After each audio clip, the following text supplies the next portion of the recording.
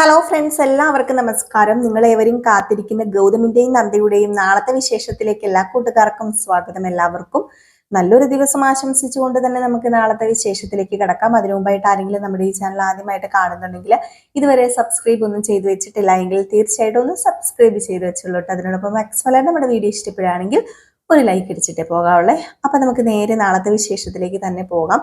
നമ്മളെല്ലാവരും കാത്തിരുന്നൊരു ദിവസം തന്നെയാണ് നാളെ.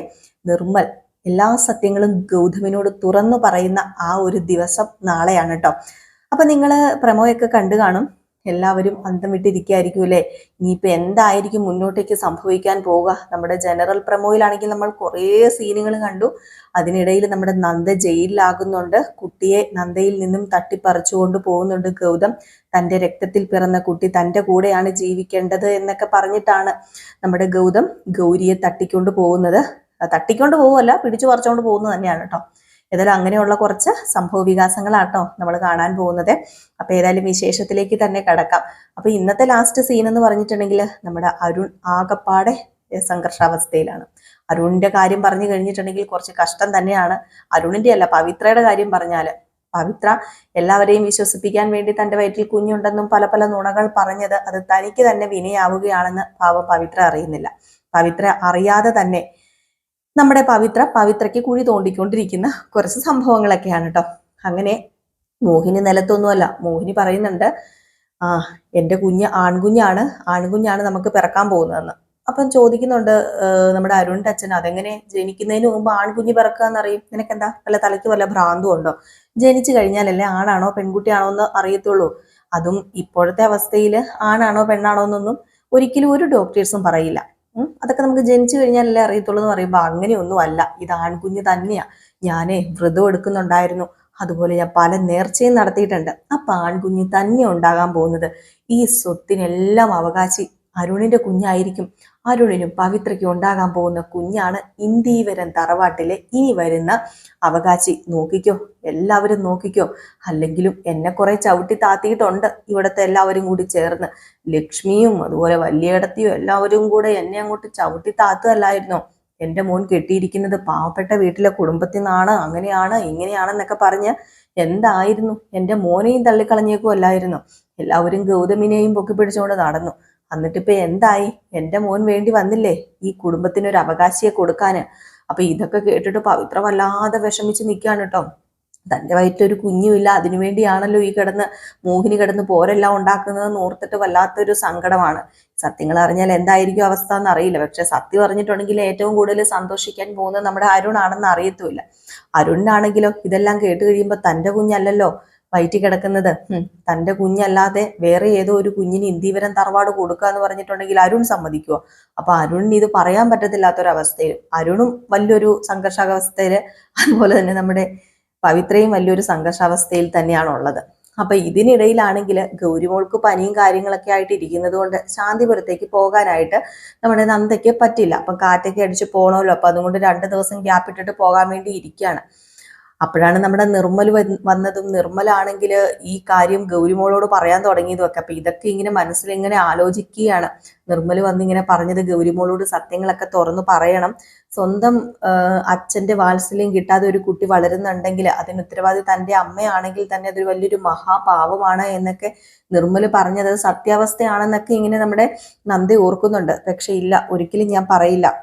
ഒരിക്കലും ഞാൻ എൻ്റെ കുഞ്ഞിൻ്റെ അച്ഛൻ ഗൗതമാണെന്ന് ആർക്കും ഞാൻ കാട്ടിക്കൊടുക്കില്ല. എൻ്റെ കുഞ്ഞിനെന്നല്ല, ഒരു ചെവി വേറൊരാളും ഇതറിയാൻ പാടില്ല എന്നൊക്കെ ഇങ്ങനെ മനസ്സിൽ ഇങ്ങനെ ആലോചിച്ചിരിക്കുകയാണ്. അപ്പൊ അതിനിടയിൽ കുട്ടിക്ക് പനിയായിട്ട് കുട്ടിയുടെ നെറ്റിയിൽ ഇങ്ങനെ നനച്ച തുണിയൊക്കെ ഇട്ട് കൊടുക്കുന്നുണ്ട്.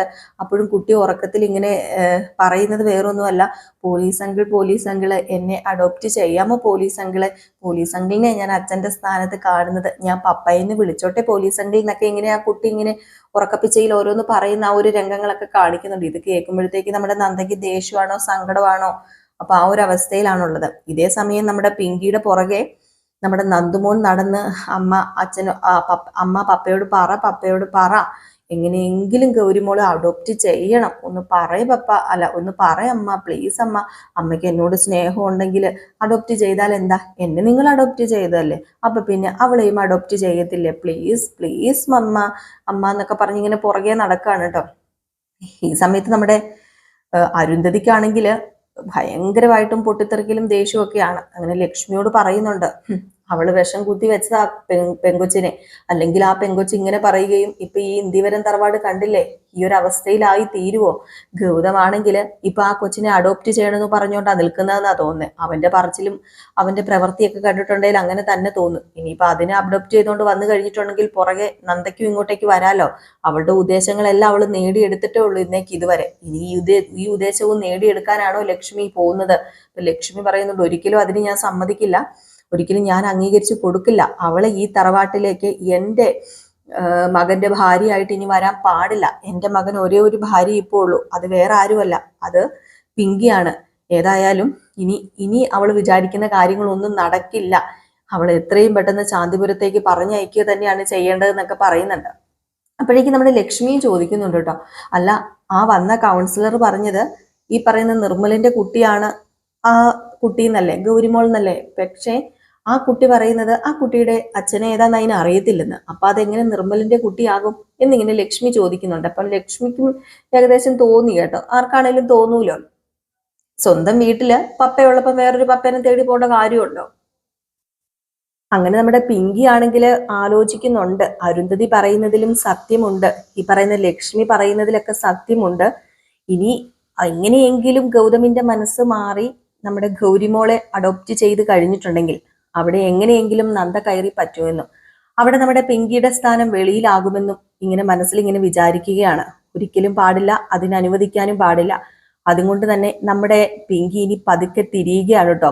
അപ്പം നന്ദയോട് ചെറിയ കൂട്ടൊക്കെ ആയിട്ട് വന്നതായിരുന്നു, പക്ഷെ ഇനി അത് മുന്നോട്ടേക്ക് കൊണ്ടുപോയി കഴിഞ്ഞാൽ ഒരിക്കലും ശരിയാവില്ല. നന്ദയെ ശാന്തിപുരത്തേക്ക് തിരിച്ചയക്കേണ്ടത് തൻ്റെ ആവശ്യമാണെന്ന് മനസ്സിലാക്കുകയാണ് പിങ്കി. അങ്ങനെ പിങ്കി ഇങ്ങനെ മനസ്സിൽ കരുതി ഇങ്ങനെ ഇരിക്കുന്ന ഒരു സീനൊക്കെ കാണിക്കുന്നുണ്ട്.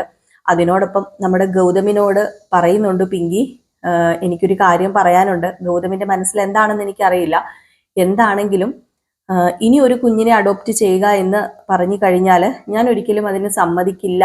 കാരണം അത് എനിക്ക് ചിന്തിക്കാൻ കൂടി പറ്റില്ല. നമുക്ക് ഒരു മോനേ ഉള്ളൂ, അത് നന്ദുമോൻ തന്നെയാണ്. അവനുമായിട്ട് മുന്നോട്ടേക്ക് പോകാൻ തന്നെ ഞാനും ആഗ്രഹിക്കുന്നത്.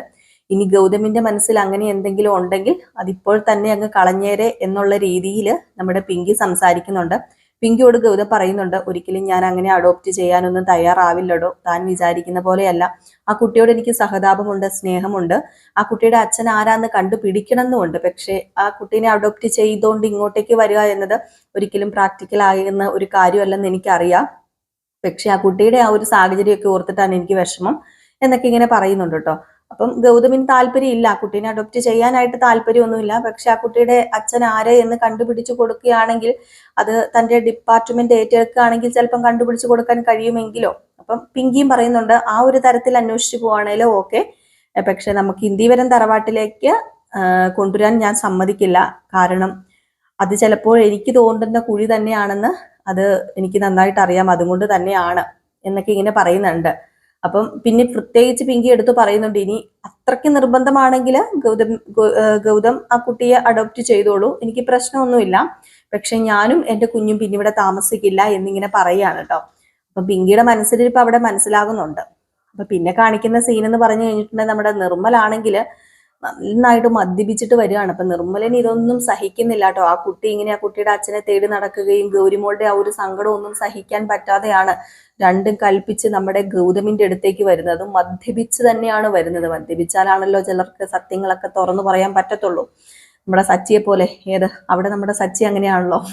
അപ്പൊ അതുപോലെ നമ്മുടെ നിർമ്മല് 4 കാലയിൽ വന്നിങ്ങനെ ഗേറ്റേ തൂങ്ങിക്കിടക്കുന്നു. പതുക്കെ വരുന്നു, എനിക്ക് ഗൗതമിനോട് സംസാരിക്കണമെന്ന് പറയുന്നു. ഈ ഒരു അവസ്ഥയിൽ ഗൗതം അംഗീകരിക്കുവോ, സംസാരിക്കാൻ സമ്മതിക്കുവോ? പിന്നെ നമ്മുടെ നിർമ്മല് പറയാൻ പോകുന്ന കാര്യം അത്രയ്ക്ക് മദ്യപിച്ചിട്ടുണ്ടെങ്കിലും നമ്മുടെ നിർമ്മല് പറയുമ്പോൾ തന്നെ ആ ഒരു കാര്യത്തിന്റെ സീരിയസ്നെസ് മനസ്സിലാക്കാൻ പറ്റൂല. അപ്പൊ അതുകൊണ്ട് തന്നെ നമ്മുടെ ഗൗതം ഇറങ്ങി ചെല്ലുകയാണ്. അങ്ങനെ നമ്മുടെ ഗൗതമിനോട് പറയുകയാണ്, ഞാനിപ്പോൾ പറയാൻ പോകുന്നത് ഒരു സത്യം തന്നെയാണ്. ഇതുവരെ നിങ്ങൾ അറിഞ്ഞിട്ടില്ലാത്തൊരു സത്യമാണ്. നിങ്ങളുടെ രക്തത്തിൽ ഒരു കുഞ്ഞ് ഇവിടെ ജീവിച്ചിരിപ്പുണ്ട് എന്ന് പറയുകയാണ്. അപ്പൊ പെട്ടെന്ന് നിങ്ങൾ എന്താണ് നിർമ്മൽ ഈ പറയുന്നതെന്ന് ചോദിക്കുമ്പം, അതെ, നിങ്ങളുടെ രക്തത്തിൽ ഒരു കുഞ്ഞിവിടെ ജീവിച്ചിരിപ്പുണ്ട്, നിങ്ങളുടെയും നന്ദയുടെയും രക്തത്തിൽ ഒരു കുഞ്ഞ് ജീവിച്ചിരിപ്പുണ്ട്, അതാണ് ഗൗരിമോളെന്ന് പറയുന്നു.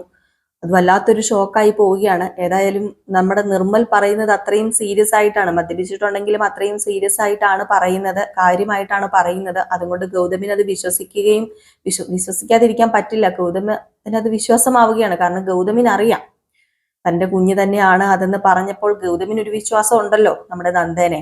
ഏതായാലും ആ ഒരു സീനോടൊക്കെ കൂടിയാണ് നമ്മുടെ നാളത്തെ കഥ അവസാനിക്കുന്നത്. അപ്പൊ എല്ലാവരും കാത്തിരിക്കുക. ഫുൾ വിശേഷവുമായിട്ട് നമ്മൾ രാവിലെ വരുന്നതായിരിക്കും. ഇനി അങ്ങോട്ടേക്ക് പൊടി പൂരം തന്നെയാണ്. ഇന്ദിവരം തറവാട്ടിലേക്ക് നമ്മുടെ ഗൗരിമോൾ അവകാശിയായിട്ട് എത്താൻ പോവുകയാണ്. ആകെയുള്ള ഏക അവകാശി ഗൗരിമോളാണെന്നാണ് വിചാരിച്ചിരിക്കുന്നത്. പക്ഷെ തന്റെ കൂടെയുള്ളതും തന്റെ മകനാണെന്ന് ഗൗതമന് അറിയില്ല. അതേതായാലും ഈ ഒരു സത്യം അറിഞ്ഞ് പതിയെ പതിയെ അറിയാൻ പോകുന്നുള്ളൂ. അപ്പൊ എല്ലാവരും കാത്തിരിക്കാട്ടോ. അപ്പൊ നിങ്ങളുടെ സ്നേഹത്തിനും സപ്പോർട്ടിനും ഒക്കെ ഒരുപാട് നന്ദിയുണ്ട്. വീണ്ടും നിങ്ങളുടെ സ്നേഹവും സപ്പോർട്ടും ഒക്കെ ഇതേപടി ഉണ്ടാകുമെന്ന പ്രതീക്ഷയോട് കൂടി നിർത്തുകയാണ്. ഇനിയിപ്പോ നാളെ നമുക്ക് കാണാം നമ്മുടെ ഗൗതമിന്റെയും നന്ദയുടെയും ഫുൾ വിശേഷവുമായിട്ട്. അപ്പൊ അതുവരെ എല്ലാവർക്കും ടാറ്റാ ബൈ ബൈ.